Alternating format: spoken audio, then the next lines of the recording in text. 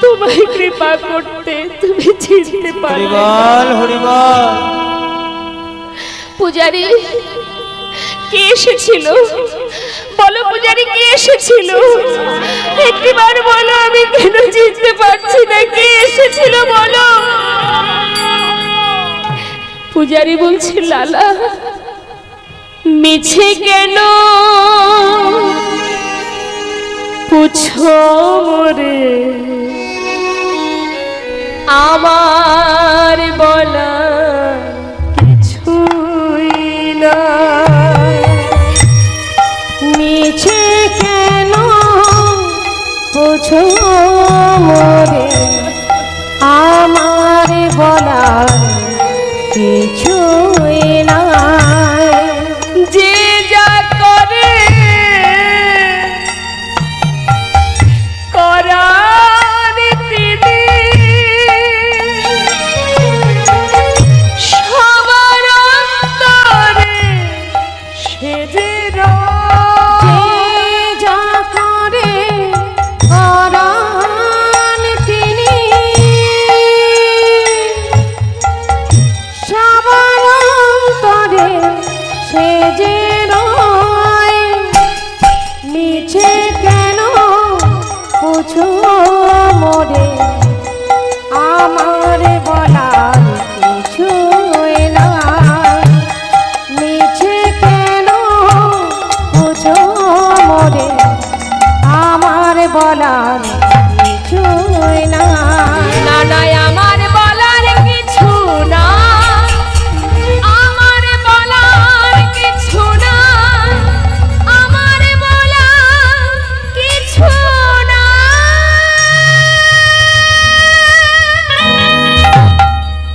হে কৃষ্ণ,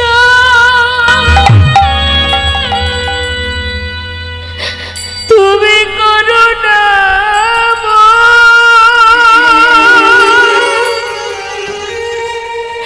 তুমি করুণাময়,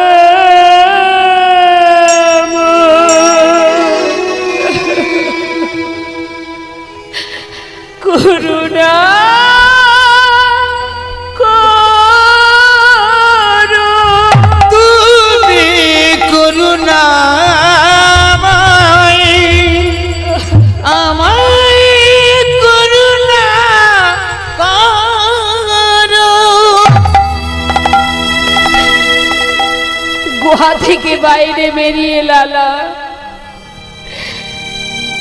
ভগবান মন্দিরে এসে প্রভুর চরণটা জড়িয়ে ধরে বললে দয়াময় এ তুমি কি করলে? তুমি আমার সামনে এসে আবার কেন তুমি চলে গেলে? হরিবল। কেন তুমি দেখা দিলে না? কি অপরাধ আমার? একটিবার বলে দাও দয়াময়। বলো তুমি আর কত যন্ত্রণা দেবে? আমি যে সব ছেড়ে তোমার কাছে এসেছি প্রভু, একবার আমায় দেখা দাও।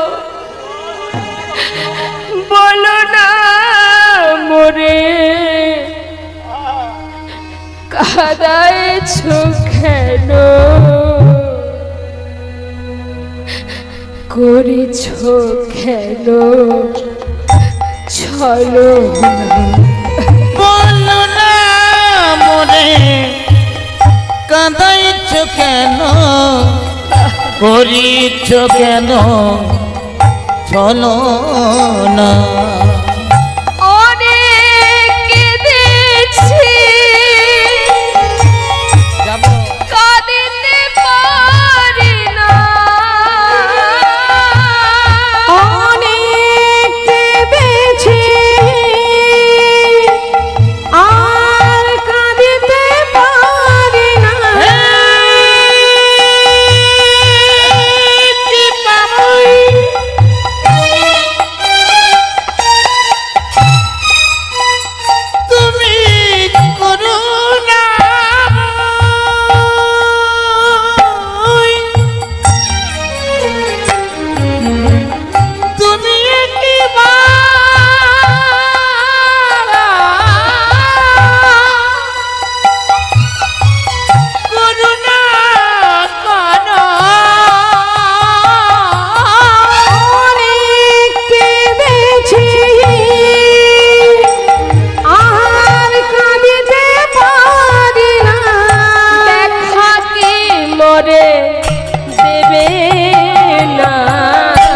করেছ কেন চলো না বলো না মোরে কাঁদাইছ কেন করিছ কেন চলো না। বলো না মরে কাঁদাইছ কেন করেছ কেন চলো না বলো না মরে কাঁদাইছ কেন করেছ কেন চলো না। মন্দির থেকে বাইরে বেরিয়ে ছুটতে ছুটতে বাবাজির কাছে গিয়ে বাবাজি চরণটা জড়িয়ে ধরে বলেন, বাবাজি আজ তোমায় বলতে হবে কি অপরাধ আমার, কেন তুমি আমায় দীক্ষা দিচ্ছ না? বলো বলো বাবাজি, কেন দীক্ষা দিচ্ছ না বলো। বাবাজি বলছে, লালা ফিরে যাও, এখনো তোমার দীক্ষা দেওয়ার সময় হয়নি, ফিরে যাও লালা। না আমি যাব না, আজ আমায় বলতেই হবে, কেন দিচ্ছ না তুমি, কি অপরাধ আমার, একটু বার বলো বাবাজি, একটি বার বলো। বাবাজি বলে, লালা তোমায় না বলেছি দাঁড়ে দাঁড়ে ভিক্ষা করবে, করেছি করেছি তো। না তুমি সবার বাড়িতে ভিক্ষা করোনি লালা, প্রত্যেকের বাড়িতে ভিক্ষা করেছো, কিন্তু জগৎ শেঠের বাড়িতে তুমি কেন ভিক্ষা করোনি লালা? বাবাজি ওদের সঙ্গে আমাদের একটু বিবাদ আছে, দ্বন্দ্ব আছে। ও তোমার সঙ্গে তাদের বিবাদ আছে, কি জন্য বিবাদ? জমিদারির কারণে। কিন্তু লালা এখন তো তুমি আর জমিদার নও, তাহলে এখন তোমার মধ্যে এই দ্বন্দ্ব বিবাদ থাকবে কেন, হিংসা থাকবে কেন, কারোর প্রতি ক্রোধ থাকবে কেন? শোনো লালা, যদি তুমি গোবিন্দের কৃপা পেতে চাও তাহলে তোমার ভিতর থেকে এই অহংকার, ক্রোধ, বিবাদ, দ্বন্দ্ব সর্বস্ব মুছে ওই জগৎ শেঠের বাড়ি থেকে তুমি যদি ভিক্ষা করে আনতে পারো তবেই তোমার দীক্ষা হবে, না হলে নয়। অর্থাৎ জেনে রাখুন বাবা, যদি কারোর সঙ্গে আপনার দ্বন্দ্ব থাকে আর আপনি যদি বাড়িতে বৈষ্ণব সেবা বা ভগবত সেবা দেন, যার সঙ্গে আপনার দ্বন্দ্ব বিবাদ তার বাড়িতে আগে ভিক্ষা করতে হবে আপনাকে। এবং শুধু তাই নয়, সেই বাড়িতে গিয়ে ভিক্ষা করতে হবে নত মস্তকে গলবস্ত্র হয়ে, আপনার বাড়ির অনুষ্ঠানের জন্য তাকে নিমন্ত্রণ করতে হবে এবং তিনি এলে আপনাকে সেই সসম্মানে তাকে সেবা দিতে হবে, তবেই আপনার সেবা পরিপূর্ণ হবে, তবেই আপনার ভগবত কৃপা লাভ হবে এবং আপনার ধর্মীয় কাজ সম্পূর্ণ হবে। তাই কেউ যদি মনে করে ওর সঙ্গে আমার ঝগড়া, আমি ওকে নিমন্ত্রণ করব না, বাড়িতে বৈষ্ণব সেবা দেব, তাহলে আপনার সেবাই কিন্তু বৃথা, ভালো করে মাথায় রাখুন।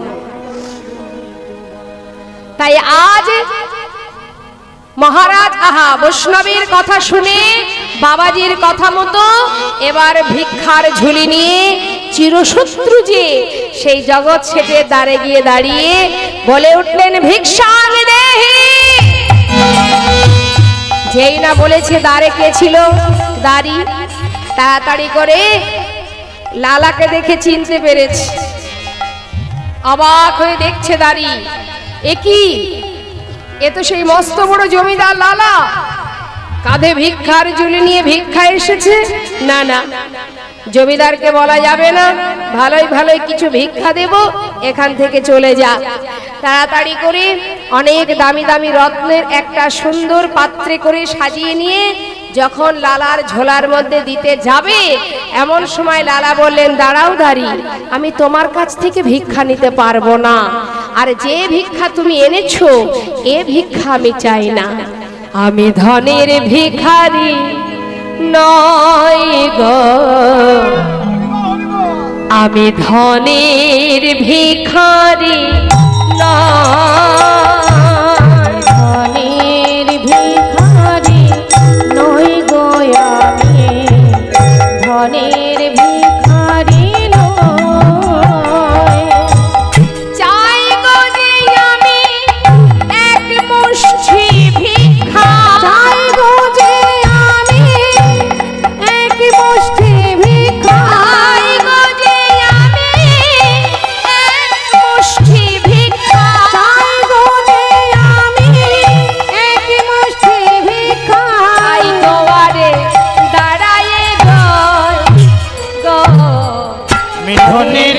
ভিখারি নই আমি, ধনের ভিখারি নই আমি, ধনের ভিখারি নই গো আমি, ধনের ভিখারি নই। जय राधे श्याम राधा रानी की, वृंदावन धाम की, बाके बिहारी लाल की। হাতগুলো কি সব বাড়িতে কাছে এনেছেন? আমি ভাবলাম বোধহয় বাড়িতে খুলে রেখে এসেছেন। যাক, যার দেওয়া হাত তার জন্য এনেছেন তো, তা সেগুলো একটু কাজে লাগাতে হবে তো, তুলে রাখলে হবে না। বাড়িতে যেগুলো করেন ওগুলো সব ভূতের কাজ, আর এখানে যেটা করবেন এটা যার যার নিজের কাজ। তার নিজের কাজে গাফিলতি করলে হবে, কৃপণতা করলে হবে? সারাদিন যা করছেন ওগুলো ভূতের কাজ, ওগুলো নিজের কাজ নয়। ওগুলো হচ্ছে দেহের সুখ। নিজে ভালো থাকবো, ভালো খাবো, তার জন্য 3 তলা বাড়ি করতে হবে, এসি রুম হবে, ভালো খাওয়ার জন্য অনেক পরিশ্রম করতে হবে। এগুলো নিজের সুখের জন্য হাত দুটো কাজে লাগানো হয়। আর এখানে বসে যেটুকু কর্ম করবেন সেটা যার যার নিজের কাজ। নিজের কাজ মানে এই দেহের সুখ নয়। তা বললে সংসারের মধ্যে যেটা কাজ সেটা দেহের সুখ, আর এখানে বসে যেটা করছে সেটা আমার সুখ। আমি মানে কি? আমি মানে এই দেহটা নয়। আমি মানে এই যে কথা বলতে পারছি, বলার শক্তিটুকু আছে, এখনো হাত নাড়িয়ে হরিনাম করতে পারছি, দাঁড়িয়ে কথা বলছি, এই যে যে শক্তির জোরে এই কথা বলতে পারছি, চলতে পারছি, সেটা হচ্ছে আমি। যে শক্তিটা আপনার মধ্যে আছে বলে আপনি এত কষ্ট করে এখানে এসে কৃষ্ণ নাম শুনছেন। সেটা যখন চলে যাবে এই দেহ ছেড়ে, সেদিন আর আপনি কোথাও যেতে পারবেন না। হরি বল, হরি বল। অর্থাৎ আমি মানে আত্মা, এই দেহটা নয়। আমি মানে আত্মা, যেটা এর মধ্যে নিঃশ্বাস প্রশ্বাস চলছে। আর এই দেহটা হচ্ছে ভগবানের দেওয়া ভাড়া ঘর। অনেক সাধনা করেছি তো, ভাবা যায় কত কষ্ট করেছি, কত কুলে জন্ম পেয়েছি, চিন্তা করে দেখো। একবার দুবার নয়, অনেকবার এসেছি, অনেকবার এই মর্তে এসেছি। তবে মনুষ্য কুলে নয়, পশু কুলে, কীট কুলে, পক্ষী কুলে, বিভিন্ন কুলে জন্ম পেয়েছি। অনেকবার এসেছি, অনেকবার চলে গেছি। তাই পশু পাখিকে কখনো বলে না দুর্লভ জন্ম, এই মনুষ্য জাতিকে বলে দুর্লভ মানব জন্ম। কেন বলে? যে জন্ম পেলে কৃষ্ণ নাম করা যায়, ভজন করা যায়, প্রভুকে ভালোবাসা যায়, তাকে ডাকা যায়, তার সেবা দেওয়া যায়। কিন্তু পশুকুলকে দুর্লভ করলেন না, বৃক্ষকুলকে দুর্লভ করলেন না, এই মানব কুলকে বললেন দুর্লভ মানব জনম। স্বর্গের দেবদেবীদের পর্যন্ত বললেন না দুর্লভ দেবদেবী জনম, বললেন আমাদেরকে। তাহলে এই সুন্দর মনুষ্যকুলে জন্ম পেয়ে মানব দেহটা পেয়েছি, যে জন্য পেয়েছি কৃষ্ণ ভজিবার তরে সংসারে আইনো, মিছে মায়ায় বদ্ধ হয়ে বৃক্ষ সম হইল, ফল রূপে পুত্র কন্যা ডাল ভাঙি পড়ে, কাল রূপে সংসারে। নাম শ্রবণ করো, চৈতন্য করো, নিজেকে চেতনায় আনো। অর্থাৎ মায়ার বালিশ মাথায় দিয়ে আর ঘুমিয়ে লাভ নেই। দেখতে দেখতে আয়ুরবি পশ্চিম দিকে ঢলে পড়বে, কার কখন কেউ জানে না। তাই তো আমাদের এই কীর্তন শুনতে হবে। 100 বছর পরমায়ু, তাও সেই পর্যন্ত আমরা বাঁচি না কেউ, তার অনেক আগে চলে যেতে হয়। এখন আছি, একটু পরে নাও থাকতে পারে। এই তো শুনছি বেশ কয়েকদিন ধরে ঝড় আসবে, 200 কিলোমিটার বেগে ঝড় আসবে, কত মানুষ চলে যাবে, কত কিছু ক্ষতি হয়ে যাবে। কে জানে কার হাতে কতটুকু সময় আছে। তাই যত সময় দেহে প্রাণ আছে, এই সময়টা হেলায় নষ্ট করো না, একটু কাজে লাগাতে হবে। কেমন? হাত তুলতে হবে। আমি বলছি বলে নয়, দায় থেকে নয়, হ্যাঁ, নিজের ইচ্ছায় তুলবেন। আর সেইভাবে দুবাহু তুলে অনুধ্বনি হরিধ্বনি করে নামের মধ্যে আনন্দে মেতে থাকুন। নিতাই গৌর হরি। মুর্শিদাবাদ জেলার কান্দির জমিদার শুনুন, গঙ্গা গোবিন্দ সিংহ আর তার ভাই রাধা গোবিন্দ সিংহ, দুই ভাই। এদিকে রাধা গোবিন্দ সিংহের কোনো সন্তান নেই, গঙ্গা গোবিন্দ সিংহের একটি পুত্র সন্তান আছে, যার নাম প্রাণকৃষ্ণ সিংহ। পরিবারটা কি মা? সিংহ পরিবার। আর ওই প্রাণকৃষ্ণ সিংহের একমাত্র পুত্র, যাকে ঠাকুর দাদা ভালোবেসে নাম দিলেন লালা। ছেলের যখন 12 বছর বয়স, একদিন ওই কাচারি বারান্দায় বসে আছে, জমিদারির কাচারি যে বারান্দা থাকে, বারান্দায় বসে আছে 12 বছরের ছেলে লালা। আর ওই যে জমিদারির প্রধান যে দরজা, ওই দরজার সামনে এক কন্যাদায়গ্রস্ত ব্রাহ্মণ এসেছে কিছু সাহায্য নেবে বলে। এখন বারবার ওই দ্বারে যে দাঁড়িয়ে আছে, সে তাকে ঘাড় ধাক্কা দিয়ে সরিয়ে দিচ্ছে, বারবার ধাক্কা দিয়ে সরিয়ে দিচ্ছে। আর যতবার সরিয়ে দিচ্ছে ততবার সে এসে হাত বাড়াচ্ছে। বারবার যখন সরিয়ে দিচ্ছে, তাই দেখে 12 বছরের ছেলে লালা জিজ্ঞাসা করছে, এই দাঁড়ি,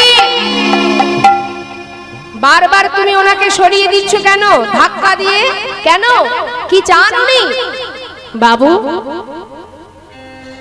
উনি একজন কন্যাদায়গ্রস্ত ব্রাহ্মণ, সাহায্যের জন্য এসেছে, কিন্তু আমাদের জমিদার বাবুর আদেশ, তার এই জমিদার মহলে কোনোদিন কাউকে কোনো সাহায্য দেওয়া যাবে না। তাই তো আমি ওনাকে বারবার চলে যেতে বলছি, কিন্তু কোনো কথাই শুনছে না, কি করব বলুন? তখন 12 বছরের ছেলে ছোট্ট লালা বলে উঠলেন, ছি ছি ছি, এ কেমন কথা? আমার পিতা বলেছে কাউকে সাহায্য দেবে না। শোনো, তুমি যাও ভিতরে গিয়ে আমার পিতাকে বলো আমি তাকে বলেছি 1000 টাকা এই ব্রাহ্মণকে যেন দান করে দেয়। সঙ্গে সঙ্গে দাঁড়ি ভিতরে গিয়ে যখন প্রাণকৃষ্ণ সিংহকে বললেন, প্রাণকৃষ্ণ সিংহ বলে উঠলেন, এত বড় সাহস দুধের ছেলে, সেদিন হলো যে ছেলে, তার আজই আমাকে আদেশ করবার সাহস আসে কোথা থেকে? এই কে আছো, শোনো, 1000 টাকায় ব্রাহ্মণকে দান করে দাও, আর আমার ছেলেকে গিয়ে জানিয়ে এসো, সে মাত্র 12 বছর বয়স, দুধের শিশু হয়ে সে যেন আদেশ করবার অধিকার না দেখায়, যতদিন নিজে রোজগার না করবে আদেশ করবার ইচ্ছাটুকু পর্যন্ত যেন প্রকাশ না করে। 1000 টাকা ব্রাহ্মণকে দান করে বাবা লালাকে বললেন, বাবু, বড় বাবুর আদেশ, আপনি যতদিন নিজে রোজগার না করবেন ততদিন কাউকে দান করবার ইচ্ছা প্রকাশ করতে পারবেন না। ছোট্ট ছেলে লালা মনে মনে চিন্তা করলেন, ছি ছি ছি, আমার পিতার এমন মনের মানসিকতা, যার এত ধন ঐশ্বর্য, এত কিছু, যার এত বিষয় সম্পদের মালিক, যিনি মস্ত বড় জমিদার, আজ তার মনের পরিচয় এমন 1000 টাকা একজন ব্রাহ্মণকে দিতে পারে না, আর আমি তারই সন্তান। ছি ছি, না না, আমি আর থাকবো না, এমন মানুষের মুখ আমি দেখতে চাই না, আমি আর থাকবো না। সর্বস্ব পরিত্যাগ করে সেই 12 বছরের ছেলে লালা চলে গেল মুর্শিদাবাদ ছেড়ে বর্ধমান জেলায়। বর্ধমান জেলায় একটা ফেরেশতাদারে 20 টাকা বেতনে কাজ করতে শুরু করলেন। মানে তাই গৌর হরি, মাত্র 20 টাকা পেতে সেখানেই থেকে গেল, আর ফিরল না, কারণ এমন পিতার মুখ সে আর দেখবে না, এটাই তার মনের প্রতিজ্ঞা। বেশ কিছুদিন হয়ে গেল, বছর কি বছর চলে যাচ্ছে, আর ছেলে ঘরে ফেরে না। সমস্ত প্রজাবর্গকে পাঠিয়ে দেয়, যাও আমার ছেলেকে ঘরে ফিরিয়ে নিয়ে এসো, কিন্তু ছেলে কিছুতেই ফিরে না। এমন পিতার মুখ আমি আর দেখব না। এলো না ফিরে। দেখতে দেখতে বাবা বৃদ্ধ হলেন, শয্যাশায়ী হলেন। যখন শয্যাশায়ী হলেন বাবা, সন্তানের মুখটুকু আর দেখতে পেল না, শুধু আত্ম অহংকারে বশীভূত হয়ে সন্তানকে এমন একটা কথা বলল যার কারণে ছেলে আর ঘরে ফিরল না। সেই মনের দুঃখে যন্ত্রণায় শয্যাশায়ী হয়ে আজ বাবা কেঁদে কেঁদে প্রভুর চরণে জানাচ্ছে, দয়াময়, জীবনে এমন ভুল আমি করেছি, একটা কথার জন্য একমাত্র সন্তানকে চিরতরে হারিয়েছি প্রভু। কিন্তু দয়াময়, আমি ছাড়া আমার সন্তানের আর কেউ নেই, তাই চলে যাবার আগে তোমার চরণে আমার সন্তানকে সঁপে দিলাম। দয়াময়, তুমি দেখো, রক্ষা করো হে তুমি হে ভগবান,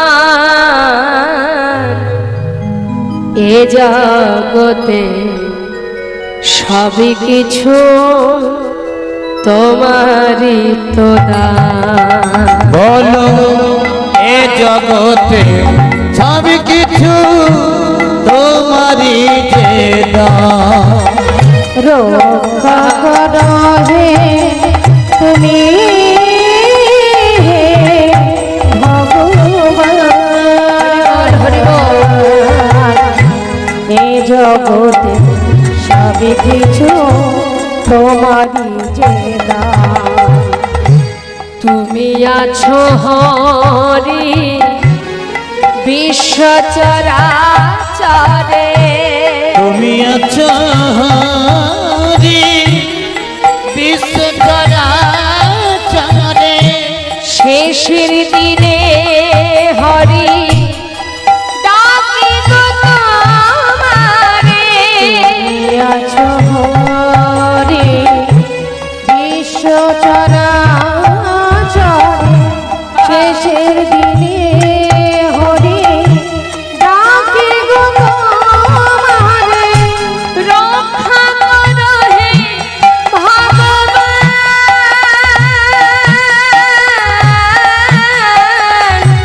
রক্ষা করো হে ভগবান। একবার রক্ষা করো হে ভগবান, রক্ষা করো হে তুমি হে ভগবান, এ জগতে সব কিছু তোমারই যে দান। অত সহজ মা, ভগবানের ভক্ত বললেই ভক্ত হওয়া যায় না। হ্যাঁ, আমরা দিনে 5 বার ভোগ দিই কি না দিই, তাও তো সেই নকুল দানা বরাদ্দ। খাবে খাবে, না খাবে না খাবে, নকুল দানার বেশি দিতে পারবো না। কিন্তু নিজেদের জন্য এক সাজে সাজ, দ্বিতীয় সাজে আর খাওয়া যাবে না। বাসি খাবার খেলে শরীর খারাপ হবে। আর ভগবানের জন্য 2টো নকুল দানা 24 ঘন্টার জন্য। হ্যাঁ, আবার চাইবার বেলায়, হে ভগবান কৃপা করো, ভালো রাখো, সুখে রাখো, শান্তিতে রাখো, 16 আনা পরিপূর্ণ করে চেয়ে বসি। ধনং দেহি, পুত্রং দেহি, যশং দেহি, ব্রাহ্মণ বলায় না আমাদের। হ্যাঁ, চাইবার বেলায় যা আছে সব চেয়ে নাও, কিন্তু দেবার বেলায় নকুল দানার বেশি দেয়া যাবে না। 24 ঘন্টা নকুল দানা যদি ভগবানকে দেওয়া যায়, তা ভগবানও তো তোমাকে বর দেবে। দেবে তো, তুমি তাকে সেবা দিচ্ছ, সে বর দেবে না? তুমি যেমন সেবা দেবে, বরটাও তো তুমি তেমনই পাবে। কি বর দেখবেন, এখন ওই প্রতিদিন ওই মিষ্টি নকুল দানা খেতে খেতে না, ভগবান কি করবে চিন্তা করছে, তাহলে ওদের আশীর্বাদ স্বরূপ সুগারটাই দিয়ে দিই। ঘরে ঘরে সুগার হচ্ছে এখন, যার কারণে মিষ্টি খাওয়া আমাদের বন্ধ, তাই না? মিষ্টি খাওয়া যাবে না, সুগার হয়েছে। কিন্তু ভগবানের জন্য তো দিয়ে যাচ্ছেন, যার কারণে আমাদের এই অবস্থা। একটু পাল্টে পুল্টে দিতে হবে তো, একই রকম দিলে হবে? তা এখন যাই হোক, তা আমাদের লালা দেখুন এত বড় জমিদার হয়ে ভিক্ষার ঝুলি কাঁধে নিয়ে দাঁড়ে দাঁড়ে ভিক্ষা করছে, আর আমাদের মতো জীবকে শিক্ষা দিচ্ছে। ধন ঐশ্বর্যের মধ্যে ডুবে থাকলে কখনো কৃষ্ণ কৃপা হয় না। আর ভগবানের কৃপা পেতে গেলে মন থেকে এই যে আমরা অহংকারে বশীভূত হয়ে আছি, এই অহংকারটা দূর করতে হবে। আমি ভগবানকে 5 বার সেবা দিচ্ছি, আমি বড় ভক্ত, আমি নাম জপ করছি, মালা জপ করছি, আমি শাস্ত্র পড়েছি, আমি পণ্ডিত, এই যদি অহংকার কারোর মধ্যে থেকে যায়, আমি ব্রত করছি, ভগবানের পূজা দিচ্ছি, সাধুগুরু বৈষ্ণবের সেবা দিচ্ছি, এই যে অহংকার আমি করছি, এই অহংকার যদি কারোর মধ্যে আসে, তার এই সমস্ত কর্মই কিন্তু বৃথা হয়ে যায়। দেখবেন হরিবাসর হয় বাবা, এখন তো গ্রামে গ্রামে হচ্ছে, এক গ্রামে আবার ওই রাজনীতি হতে হতে আবার ভগবানের সেবাটাও ভাগাভাগি হয়ে যায়। ছোট্ট একটা গ্রাম, তার মধ্যে 2 জায়গায় নাম যোগ্য। কেন? রাজনীতি নিয়ে তাদের সঙ্গে রেষারেষি হয়েছে, ভগবানও 2 ভাগ হয়ে গেছে। এখন সে চিন্তা করে ওরা 5 লাখ টাকা খরচ করেছে, আমরা 10 লাখ টাকা খরচ করব, ওদের দেখিয়ে দেব আমরা কি করতে পারি। তার মানে তাদেরকে দেখানোর জন্যই কিন্তু এত টাকা খরচ হচ্ছে। মাঝখানে পড়ে এতটুকু কিন্তু ভক্তি কারোর তৈরি হচ্ছে না। নিতাই গৌর হরি হচ্ছে, সবই তো লোক দেখানো। তোমার যতটুকু আছে তুমি সেটুকুই দাও, লোক দেখানো ভক্তি করো না। লাখ লাখ টাকা খরচ করে ভগবানের সেবা দেবে আর নিজের মধ্যে অহংকার তৈরি হবে, আমি এত করেছি অত করেছি, তাহলে কিন্তু সব তোমার বৃথা। অহংকার করো না। তৃণাদপি শুনেছেন তরুরিব সহিষ্ণু না, অমানির মানদেন কীর্তনীয় সদা হরি। দীনতা প্রকাশ করো, নতমস্তকে সর্বদাই কৃষ্ণ নাম করো, সকলকে সমান দৃষ্টিতে দেখো, নিজেকে অহংকারে ডুবিয়ে রেখো না। বৃক্ষের ন্যায় সহিষ্ণুতা রাখতে হবে, তৃণের থেকেও নত হতে হবে। আর যাকে সবাই ঘৃণা করে, সবাই অসম্মান করে, তোমার ধর্ম হবে সবাইকে সম্মান করা। নিতাই গৌর হরি বল। এবং সর্বদাই ভগবত চিন্তা করো, কৃষ্ণ নাম করো। পরনিন্দা, পরচর্চা, আত্মসুখ, পর সমালোচনা, এগুলো ভক্তদের মধ্যে থাকলে হবে না, সেখানে ভগবান থাকবে না। আজ লালা কাঁধে ভিক্ষার ঝুলি নিয়ে গোবিন্দকে পাবার জন্য এত বড় জমিদার আজ ভিখারি হয়ে দাঁড়ে দাঁড়ে ভিক্ষা করছে। ভিক্ষা করতে করতে হলো কি, হঠাৎ একদিন তার কন্যা, তার স্ত্রী এবং তার পুত্র 3 জনই বৃন্দাবনে এসেছে তার পিতাকে দেখার জন্য। এসে কাত্যায়নী দেখছে তার স্বামীর কাঁধে ভিক্ষার ঝুলি, চোখের জলে বুক ভাসিয়ে কাঁদছে কাত্যায়নী। হে আমার কি হলো স্বামী, যিনি এত বড় জমিদার, এত বিষয় সম্পদের মালিক, এত সুখ স্বাচ্ছন্দ্য পরিত্যাগ করে আজ একটি ছিন্ন বসন পরে কৃষ্ণ নাম লিখে কাঁধে ভিক্ষার ঝুলি নিয়ে ভিক্ষা করছে। স্বামী গো, তোমার এমন বেশ আমি দেখতে পাচ্ছি না, তুমি ঘরে ফিরে চলো স্বামী, ঘরে ফিরে চলো। লালা বললেন কাত্যায়নী, তুমি আমাকে আর ডেকো না, আমি আমার নিজের ঘরে চলে এসেছি। এটাই আমার আপন ঘর, এটাই আমার বাড়ি, এখানে আমার আপন জন আছে, আমি তো আর ফিরতে পারবো না। ছোট্ট ছেলে নারায়ণ বললেন, বাবা তুমি যদি ফিরে না যাও, এই মন্দিরে, এই বৃন্দাবনে আমি একটা মন্দির করে দেব, যেখানে তুমি থাকতে পারবে। লালা বললেন, বাবা আমি তো কিছু করতে পারবো না, যদি তুই করে দিতে পারিস আমার কোনো তাতে বাধা নেই। সুন্দর একটা মন্দির তৈরি করে দিল সেই সময়ে তার ছেলে নারায়ণ। বাবা আজও সেই মন্দির আছে, লালার সেই মন্দির। সেই মন্দিরে যে বিগ্রহ স্থাপন হলো, যার নাম দিল কৃষ্ণচন্দ্রমা, সেই বিগ্রহ সেবা লালা কিন্তু দিতে পারে না, কারণ তার তো দীক্ষা হয়নি, দেবে কি করে সেবা? জেনে রাখুন সবাই, যত সময় দীক্ষা শিক্ষা গ্রহণ না করবেন আপনার সেবা কিন্তু ভগবান গ্রহণ করবে না। আপনি যতই সেবা দেন, ক্ষীরসর রাজভোগ খেতে দেন, আপনার সেবা কিন্তু তিনি নেবেন না, যদি আপনার দীক্ষা গ্রহণ না থাকে, দেহ শুদ্ধি না হয়। তাই কি হলো বাবা, লালা কিন্তু ভগবানের সেবা দেয় না, যেহেতু তার দীক্ষা হয়নি। তাই তাই এক পূজারী প্রতিদিন ভোগ নিবেদন করে আর লালা প্রতিদিন দাঁড়ে দাঁড়ে ভিক্ষা করে।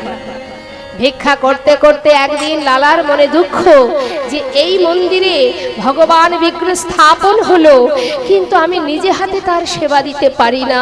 কি অপরাধ করেছি আমি, কেন আমি সেবা দিতে পারি না? বসে বসে মন্দিরে ভগবানের সম্মুখে বসে বসে কাঁদে আর বলে, প্রভু তুমি বলে দাও কি অপরাধ আমার, এই দুহাত দিয়ে আমি তোমায় কেন সেবা দিতে পারি না? কি পাপ করেছি আমি? কবে আমার পাপ থেকে মুক্তি হবে? কবে তোমার চরণের সেবার কবে সেবার অধিকার পাবো তুমি বলো? কাঁদতে কাঁদতে একদিন লালা বলে উঠছে, পূজারি পূজারি আজ আমার আর ভিক্ষা করতে ভালো লাগছে না, তাই বলছি শোনো, আমি না আজ একটু গুহার মধ্যে থেকে বসে বসে একটু ভজন করব, কারণ আজ আর ভালো লাগছে না ভিক্ষা করতে। তা শোনো, তুমি একটা কাজ করো পূজারি, মন্দিরে ভোগ নিবেদন করে আমাকে একটু গুহায় গিয়ে প্রসাদ দিয়ে আসবে, কেমন? আর আমি ভিক্ষায় যাব না। বেশ বেশ। এখন লালা কিন্তু গুহার মধ্যে চলে গেল, মা গিয়ে ভজন করছে। আর এদিকে পূজারীকে বলে গেছে ভোগ দিতে হবে, সেবার প্রসাদ দিতে হবে। তাই পূজারী ভোগ নিবেদন করে যেই না ওই লালাকে প্রসাদ দেবে বলে বেরিয়েছে, এমন সময় বৃন্দাবনে প্রচন্ড ঝড় বৃষ্টি শুরু হয়ে গেল।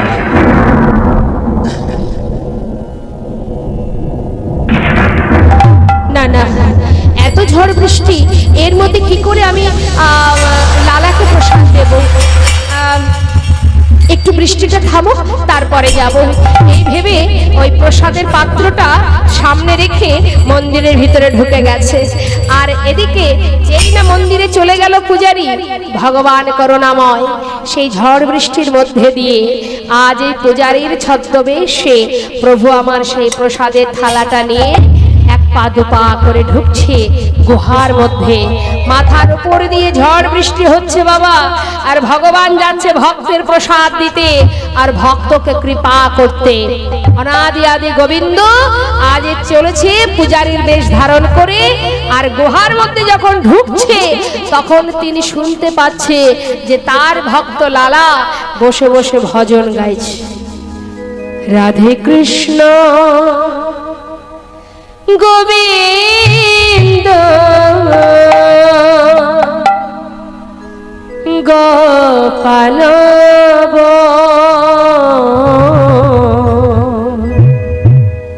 রাধা রমণ হরে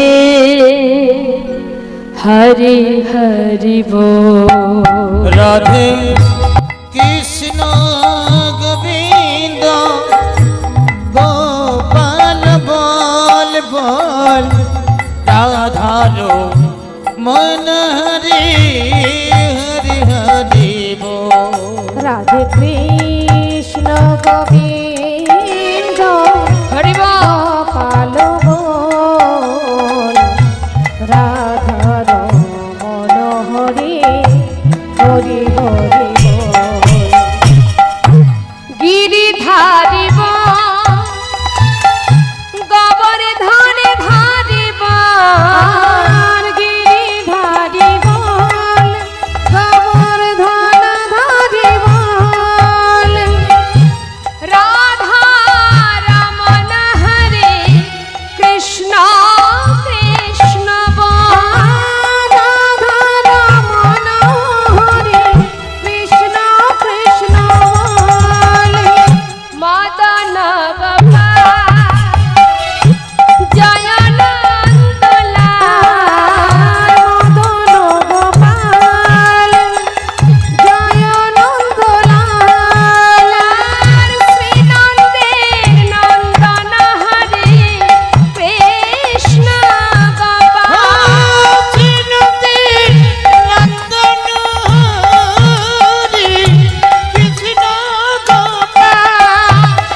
তুমি রাধা না জগতের না, আর তুমি রাধা জগতের না, গোপী জন রাধে কৃষ্ণ গোবিন্দ গোপাল বল বল রাধার মনোহরে হরি হরি বল রাধার মনোহরি হরি হরি হরি বল। সন্তানকে ভগবানের চরণে সঁপে দিলেন, সঁপে দিয়ে চিরতরে প্রাণ ত্যাগ হয়ে গেল, চলে গেল বাবা, জনমের মতো চলে গেল। আর যখন জানতে পারলেন ছেলে যে বাবা চলে গেছে, তারপর সমস্ত প্রজাবর্গরা ওই লালার কাছে গিয়ে বললেন, বাবু, যার প্রতি আপনার এত ক্ষোভ, এত অভিমান, সে তো চলে গেছে, এবার তো আপনি ফিরে চলুন, না হলে এই জমিদারিকে রক্ষা করবেন। সঙ্গে সঙ্গে সবাইকে সাথে করে নিয়ে লালা ফিরে এলো নিজ গৃহে এবং সমস্ত জমিদারি হিসাব নিকাশ বুঝিয়ে দিল লালাকে। নিতাই গৌর হরি বল। ছেলের বয়স হলো বিবাহের, সমস্ত এলাকার মানুষ একটা সুকন্যার সন্ধান পেয়ে লালার বিবাহ দিল। বিবাহ হলো মা। বিবাহের পর 1 বছর যেতে না যেতে একটি সন্তান হলো, পুত্র সন্তান। ছেলের নাম দিল নারায়ণ। ভগবানের নামে নাম দিল কি? ভগবানের নামটা না দিয়ে অন্য নাম তো দিতে পারতো, এখন যেসব নাম চলছে। ভগবানের নামে নাম দিল নারায়ণ। আগেকার সময় মাতা পিতারা ভগবানের নামেই সন্তানদের নাম রাখতেন। কেন না, শেষের দিনে অন্তত পক্ষে সবার কথা ভুলে গেলেও সন্তানের নাম তো ভুলবো না, তা যদি ছেলের নাম ধরে ডাকি ভগবানের নামটা তো উচ্চারণ করা হবে, সেই জন্য ভগবানের নামে নাম রাখতেন। এখন আর রাখেন না। এখন ওই বাংলা ছবি হিরোদের নাম রাখে, সিরিয়ালের ভিতরে যে নাম আছে, সিনেমায় যে নাম আছে, সেইগুলোই রাখে। ওই প্রসেনজিৎ, চিরঞ্জিত, দেবজিৎ, লালটু, পল্টু, ঝন্টু, সন্টু, এই তো নামের ছিল। যেমন কর্ম তার তেমনই তো ফল হবে। সারাদিন যদি আমরা সিরিয়াল দেখি তা সেটাই তো ভালো লাগবে বাবা। হ্যাঁ, সিরিয়ালের মধ্যে একটা জিনিস পাওয়া যায়, দেখুন, ঘুম থেকে উঠে, আজকে কথা নয়, ঘুম থেকে উঠে আমাদের মাথায় অনেক রকম চিন্তা আসে।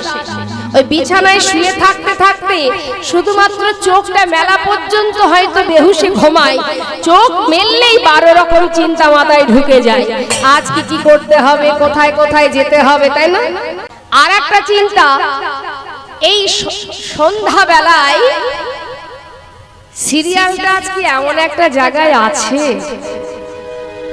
আজকে যদি না দেখি তাহলে এতদিনের কষ্ট, এতদিনের পরিশ্রম সব মাটি হয়ে যাবে।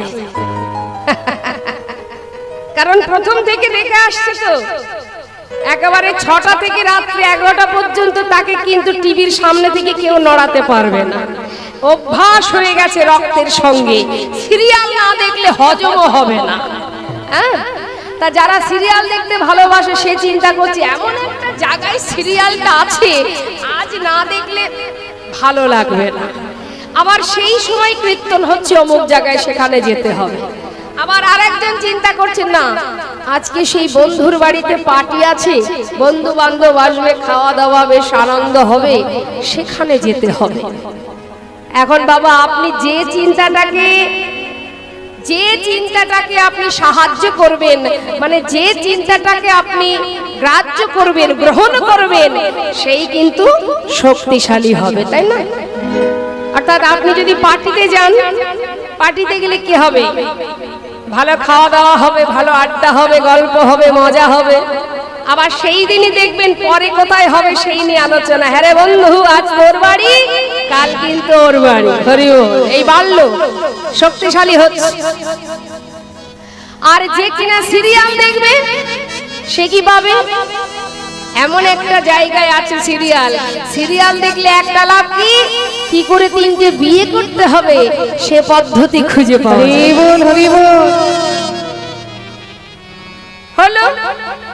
আর যে কীর্তন শুনবে, মানে যার ইচ্ছা কীর্তন শোনা, সে চিন্তা করবে, ধুর, এই সিরিয়াল তো জীবনও শেষ হবে না। সিরিয়াল মানে কি? সিরিয়াল যার শেষ নেই, চলতেই থাকবে।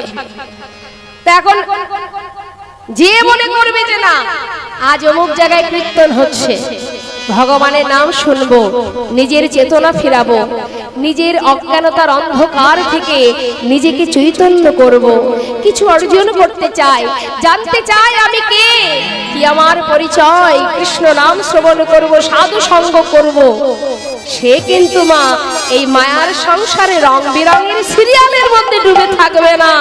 সে ঠিক ওই খোল করতালের ধ্বনি শ্রবণ করা মাত্রই, জানবার মাত্রই সে ছুটে আসবে হরিনাম শুনতে। আর যে নাম শ্রবণ করবে তার কি হবে? নাম শুনতে শুনতে কি হবে? যদি নাম শ্রবণ করা যায়, হৃদয় মাঝের অজ্ঞানতার অন্ধকার দূরীভূত হবে। এমন একটা সময় আসবে তার জীবনে, নামের এমনই মহিমা, এমন একটা দিন আসবে তার জীবনে, তখন সে নিজেই বলবে, হে দয়াময়, এতদিন ভেবেছিলাম সংসার আমার, কিন্তু আজ বুঝেছি প্রভু তোমারই সব, তুমিও আমার ঘরের একজন, এই সংসার তোমার, এই সর্বস্ব তোমার, এমনকি আমিও তোমার, আমিও তোমার প্রভু, আমিও তোমার। তাই মাগো, পেয়েছি সাধের মানব জনম, হেলায় সময় নষ্ট করলে, মায়ার সংসারে আবদ্ধ হয়ে এই মায়ার বিষ পান করে এমন ভাবে বিষের ক্রিয়া দেখা দিয়েছে, অমৃতের সন্ধান, অমৃত আস্বাদন করবার জায়গাটুকু আমাদের নেই। তাই আজ আমরা যদি ভুল করি, আমাদের সন্তানও ভুল করবে। দেখুন, তার অনেক প্রমাণ আছে। মা বাবা যদি কৃষ্ণ ভক্ত হয়, সন্তান কৃষ্ণ ভক্ত হতে বাধ্য হবেই হবে, জোর করে আনতে হবে, নাম শোনাতে হবে। 3 ঘন্টা কীর্তনের মধ্যে যদি একটা কথাও তার কানে পৌঁছায়, সে পরের দিন সকালবেলা উঠে মাকে বাবাকে জিজ্ঞাসা করবে, বলো তো বাবা, ওই কীর্তনিয়া এই কথাটা বলেছিল।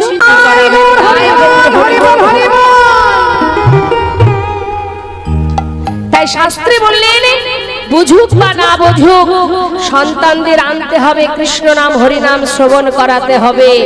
নাম শুনতে শুনতে হেলায় বা শ্রদ্ধায় যে বা নাম লয়, ক্রমে ক্রমে কৃষ্ণ ভক্তির হয় উপযোগ। তোমার বোঝার দরকার নেই, তুমি বোঝো না, বুঝতে হবে না, অন্তত তুমি তার সামনে যাও, লীলা সাধন করো, কৃষ্ণ নাম শ্রবণ করো, ভগবান তোমার সর্বদাই সহায় থাকবে। তাই আজ লালার ছেলের নাম রেখেছে নারায়ণ। এখন ছেলে সংসারের মধ্যে একটা পালিতা কন্যা আছে, তার নাম সুমতি। এই হচ্ছে সুন্দর সংসার। হঠাৎ একদিন হলো কি, দেখুন বাবা, এক ভিখারি এসেছে লালার দ্বারে ভিক্ষা চাইতে। চিৎকার করে যখন ভিক্ষা চাইলেন, এমন সময় লালা ওই দরজার কাছে এসে দাঁড়িয়েছে ভিখারির সামনে। ভিখারির সামনে দাঁড়িয়ে বলছে, এই ভিখারি, ভিখারি তুমি ভিক্ষা করো? আচ্ছা, কেন ভিক্ষা করো তুমি? তখন সেই ভিখারি বললেন, বাবু শুনবে আমি কেন ভিক্ষা করি? শুনুন। বাবু গো, বাবু গো,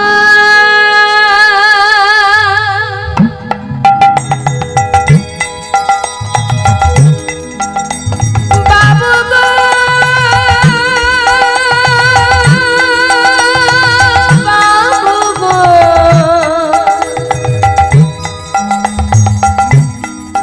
বাবু গো,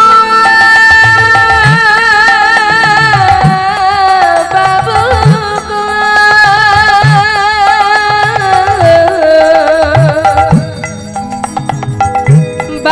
গো বাবু গো বাবু, আমি হলাম দিন ভিখারি। ও গো বাবু আমি হলাম দিন ভিখারি। ও বাবু আমার ঘরে আছে গিরিধারী,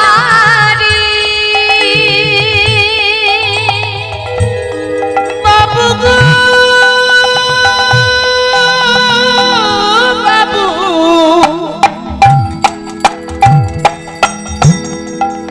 বাবু গো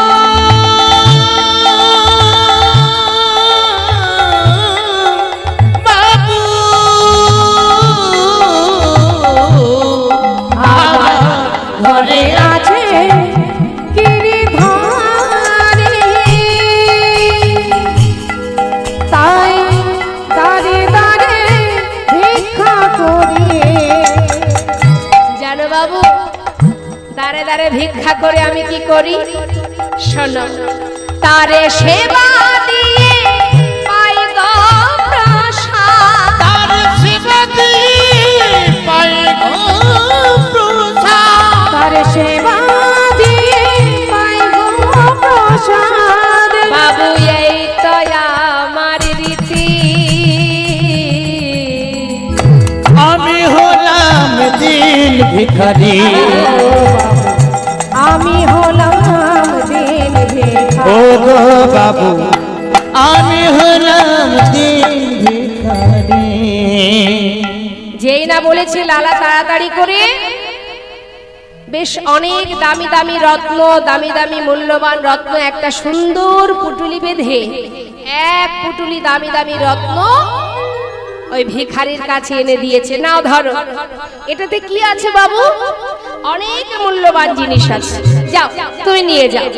বাবু এটা দিয়ে কি হবে? কেন আমার মতো তুমিও ধনী হয়ে যাবে, আর তোমাকে ভিক্ষা করতে হবে না, যাও নিয়ে যাও। বেশ মাথায় করে নিয়ে বলছে তাহলে এবার আমি আসি বাবু। হ্যাঁ যাও। লালা কিন্তু দরজার কাছে দাঁড়িয়ে আছে মা, আর ভিখারি মাথায় করে নিয়ে যাচ্ছে। কিছুটা পথ যাবার পর সেই পুটুলিটা নিয়ে বেশ কিছুটা দূরে একটা বনের ভিতরে ছুঁড়ে ফেলে দিয়েছে। আর যেই না ফেলে দিয়েছে লালা দেখতে পেলেন, চিৎকার করে উঠলেন, এই ভিখারি,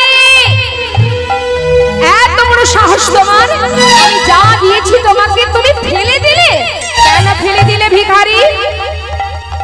সেই ভিখারি আবার করজোড়ে বললেন, বাবু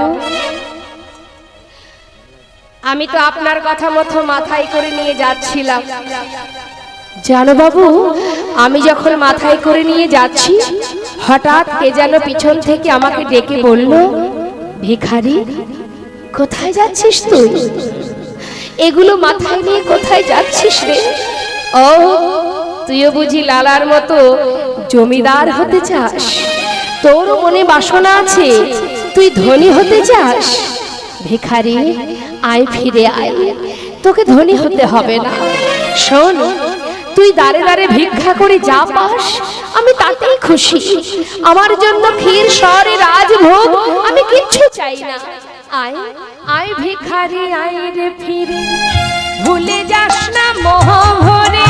ভিখারি আয় রে ফিরে, ভুলে যাস না ও তুই আয় ভিখারি, ও তুই আয় ভিখারি, আয় রে ফিরে, ভুলে যাস না মোহ ধরে। তোর গোবিন্দ সেবার বেলা বয়ে যায়, গোবিন্দ সেবার বেলা বয়ে যায়।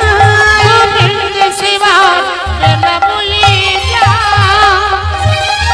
বিদুরের খুদ যেমন তোর ভিক্ষার অন্ন তেমন, বিদুরের খুদ যেমন তোর ভিক্ষার অন্ন তেমন। বিদুরের খুদ যেমন তোর ভিক্ষার অন্ন তেমন। সেবা দিতে ভুল করিস নে আমার, সেবা দিতে ভুল করিস নে ও আমার। সেবা দিতে ভুল করিস নে আমার। আয় ভিখারি আয় রে ফিরে, আয় ভিখারি আয় রে না ফিরে, না আয় ভিখারি আয় ওতে আয় ভিখারি আয় রে ফিরে ভুলে যাস না মোহ ভরে আয় ভিখারি আয় রে ভুলে যাস না মোহ ভরে আয় ভিখারি আয় রে ফিরে সেবা দিতে ভুল করিস নে আমার করিস নে আমায় ভুলে যাস না মোহের মধ্যে ডুবে গেলে তুই তো দিনে দিনে গোবিন্দকে ভুলে যাবি। ওরে ভিখারি, দাঁড়ে দাঁড়ে ভিক্ষা করে যা পাস আমি তাতেই খুশি, তো রাজভোগ আমি চাইনি। হরি বল হরি বল। কেউ যদি মনে করে রাজভোগ দিয়ে ভগবানকে সেবা দেব, আমার অনেক টাকা আছে, আমি কার কাছে চাইবো না, সাহায্য নেব না, আমার টাকা দিয়ে আমি ভগবানের সেবা দেব, জেনে রাখুন ভিক্ষা ছাড়া ভগবান কখনো সেবা করেন না। কারণ এটা তার মনের বাসনা ছিল। তিনি ভক্তির দ্বারে দ্বারে ভিক্ষা করা তন্ডুল বড় ভালোবাসে। বাবা, একদিন এক ভিখারি দ্বারে দ্বারে ভিক্ষা করে যখন এক রাজার দ্বারে এসে দাঁড়িয়েছে ভিক্ষা নেবে বলে, ওমা, তখন সেই রাজা চিৎকার করে বলছে, এই ভিখারি, ভিখারি, তুমি যে দ্বারে দ্বারে ভিক্ষা করো, কারোর বাড়ি মোটা চাল, কারোর বাড়ি সরু চাল, কারোর বাড়ি খুদ, কারোর বাড়ি আবার রেশনের চাল, দেখবেন অনেকে দেয়, ভালোটা রেখে দিয়ে ভিখারিদের ওই রেশনের চালগুলো দিয়ে দেয়। তা দেখুন, আপনি যদি দান করেন বাবা ভিখারিকে, তাহলে পুণ্য হচ্ছে কার? ভিখারির না আপনার? আপনার হচ্ছে। জগতে ভিখারি না থাকলে আপনি কি দিতে পারতেন? আপনার অনেক আছে, কিন্তু দেওয়ার জায়গা যদি না থাকে আপনি দেবেন কোথায়? তাহলে জগতে ভিখারি আছে, তাই আপনি দিচ্ছেন, আর দিচ্ছেন বলেই কিন্তু আপনার পুণ্য হচ্ছে, তাই না? এই যে বস্ত্র দান করে, কাদেরকে করে? যাদের বস্ত্র নেই। যার বস্ত্র আছে তাকে দেয়। গ্রামের মধ্যে যারা কাঙাল কাঙালিনী, তাদেরকে ডেকে তাদের হাতে বস্ত্র তুলে দেয়। তা জগতে যদি কাঙাল কাঙালিনী না থাকে, তাহলে কি মা আপনি দান করতে পারবেন? তাহলে আপনি দিচ্ছেন, বরং আপনার পুণ্য হচ্ছে, ভিখারির কিন্তু হচ্ছে না, কাঙাল কাঙালিনীর হচ্ছে না। তাই দান যখন করবেন একটু বুঝে শুনে করবেন। দেবেন যেটা, সেটা যেন তার সেবায় লাগে, সেটা ভালো কিছু দেবেন। ফেলে রাখা, বাদ দিয়ে রেখেছেন, প্রয়োজন নেই, সেটা কাউকে দেবেন না। দান করবেন, দান করতে হয়, দান করলে আপনারই লাভ। হ্যাঁ, আপনার আছে আপনি দেবেন, কৃপণতা করে ঘরে গুছিয়ে রাখবেন না, কোনো লাভ নেই। আপনি যদি গুছিয়ে রাখেন, সেটা অন্য দিক থেকে ঠিক বেরিয়ে যাবে। তাই সৎ কাজে লাগাবেন। দিনহীন কাঙাল ভিখারিকে দান করুন, তাতে আপনারই পুণ্য হবে, ভগবান তো দেখবে। তাই দেখুন, তা সেই ভিখারি বলছে, হ্যাঁ বাবু, বলছে তুমি যে দাঁড়ে দাঁড়ে ভিক্ষা করো, বিভিন্ন রকমের চাল পাও, এক একজনের বাড়িতে এক এক রকম, তা এই 5 রকম চাল রান্না করে খেতে কেমন স্বাদ লাগে? তখন সেই ভিখারি বলছে, বাবু, 5 বাড়ির 5 রকম চাল রান্না করে খেতে যে কেমন স্বাদ লাগে, সেটা যদি আপনি জানতে চান, তাহলে আপনাকে ওইখানে বসে থাকলে হবে না, আপনাকে ওই সিংহাসন থেকে, ওই 3 তলা থেকে আপনাকে রাস্তায় এসে নামতে হবে। এই পথে এসে দাঁড়াতে হবে, এমনকি ভিক্ষার ঝুলি কাঁধে নিয়ে দাঁড়ে দাঁড়ে ভিক্ষা করবেন, তবেই সেই চাল ফুটিয়ে যখন খাবেন, তখন বুঝবেন 5 রকম চাল ফুটিয়ে সেটা খেতে কেমন স্বাদ লাগে। তাই রাজা হয়ে থাকলে হবে না, ভিখারি হতে হবে। তাই ভগবান সত্য, ত্রেতা, দ্বাপর 3 যুগে ছিলেন রাজা, আর এই কলিতে হয়েছেন তিনি ভিখারি। অর্থাৎ তাদের ভিক্ষার ঝুলি নিয়ে সন্ন্যাসী হয়ে জীবকে নাম দিয়েছেন, আর দাঁড়ে দাঁড়ে ভিক্ষা করেছেন প্রভু। ভিখারি হয়ে নিজে কৃষ্ণ প্রেম, আহা, সেই রাধা রানীর খাস ভান্ডারে থাকা সেই অমৃত রস আস্বাদন করেছেন, আর জীবকে প্রেম দান করেছেন। তাই আজ ভিখারি বলছে, বাবু আমি তো থাকতে পারবো না, আর আপনার দেয়া এই মূল্যবান সম্পদ আমি নিতে পারবো না, আমি যাই বাবু। তখন লালা বলছে, বেশ, তুমি এক কাজ করো, তোমাকে কিছু নিতে হবে না, তুমি আমার ঘরে থাকবে, তোমার খাওয়া পড়া সমস্ত দায়িত্ব আমার, তুমি আমারই ঘরে থেকে কৃষ্ণ নাম করবে আর আমাকে কৃষ্ণ নাম শোনাবে। বাবু আপনার এই মহলে থাকলে দিনে দিনে আমিও আমার গোবিন্দকে ভুলে যাব। তাই হরি বল, হরি বল। এই কথাটা শোনার পরে লালা চিন্তা করছে, তবে কি এই মহলে থাকলে, এই সুখ স্বাচ্ছন্দ্যে থাকলে, এত আরাম, এত আয়েশ, এত বিলাসের মধ্যে থাকলে কি ভগবানকে ভুলে যেতে হয়? না না, এ কি করে সম্ভব? চিন্তা ঢুকে গেছে মাথায়। এক ভিখারির কাছ থেকে তার চেতনা আসছে, মা। এই চিন্তা মাথায় নিয়ে ঘুরতে ঘুরতে ঘরে চলে গেল, আর ভিখারি আপন ঘরে চলে গেল। ভিতরে গিয়ে দেখছে কি, সেই জমিদার মহলে যে কাজের মেয়ে, সেই কাজের মেয়ে জমিদারের বিছানায় শুয়ে আছে। আর যেই না দেখেছে কাজের মেয়ে হয়ে জমিদারের বিছানায় ঘুমাচ্ছে, লালা রেগে উঠে বললেন, কে আছিস? এত বড় সাহস, কাজের মেয়ে হয়ে জমিদারের বিছানায় ঘুমা? ওকে ধরে নিয়ে যা, যে অপরাধ করেছে ওর জন্য ওর সাজা 30 ভাগ বেত্রাঘাত। চিৎকার করছে লালা, আর সমস্ত প্রজাবর্গরা সেই কাজের মেয়েটাকে যখন হাত ধরে টেনেছে, মা, সেই মেয়েটা বিছানা থেকে নেমে একবার চিৎকার করে কাঁদছে, আর একবার চিৎকার করে হাসছে।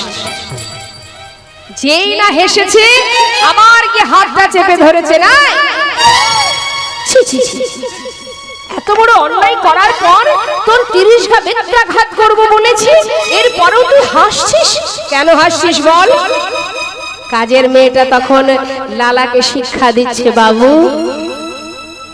জমিদারের বিছানায় শুয়েছি, অপরাধ তো আমার হবেই, আর এর জন্য আমাকে 30 ঘা সাজা পেতে হবে, এটাই স্বাভাবিক, তাই আমি হাসছি। কিন্তু বাবু কাঁদছি কেন জানো? যে জমিদারের বিছানায় আমি কিছু সময়ের জন্য শুয়ে থেকে তার জন্য 30 ঘা সাজা আমার জন্য বরাদ্দ হয়ে গেল, কিন্তু বাবু আপনি একবার নিজের কথা ভেবে দেখুন, আপনি তো সারা জীবন ধরে এই জমিদারের বিছানায় ঘুমাচ্ছেন, তাহলে আপনার জন্য ভগবান কত সাজা লিখে রেখেছে। লালা মনে মনে চিন্তা করলেন, সত্যি তো, না না, ঠিকই বলেছিস মা, তুই কিছু সময়ের জন্য বিছানায় শুয়ে তোর যদি 30 ঘা আমি সাজা দিই, তাহলে তো ভগবান আমার জন্য সাজা লিখে রেখেছে। আমি তো সারা জীবন শুয়ে এসেছি, মা তুই আমার চৈতন্য ফিরিয়ে দিলি। ঠিকই বলেছিস মা, ঠিকই বলেছিস। আজ আমি তোর সামনে দাঁড়িয়ে সবাইকে সাক্ষী রেখে কথা দিলাম, ওরে আর ঘুমাবো না পালঙ্কেতে,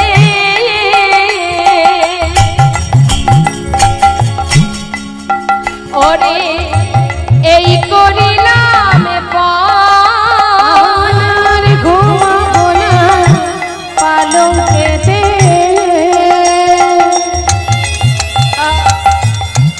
এই করিলাম পণ, এ দেহেতে প্রাণ আমার থাকবে যতক্ষণ, বলো এ দেহে এই প্রাণ আমার থাকবে যতক্ষণ, আর ঘুমাবো না পালঙ্কেতে, ঘুমাবো না পালঙ্কেতে, এই পণে করিলাম আমি, না না ঘুমাবো না পালঙ্কেতে।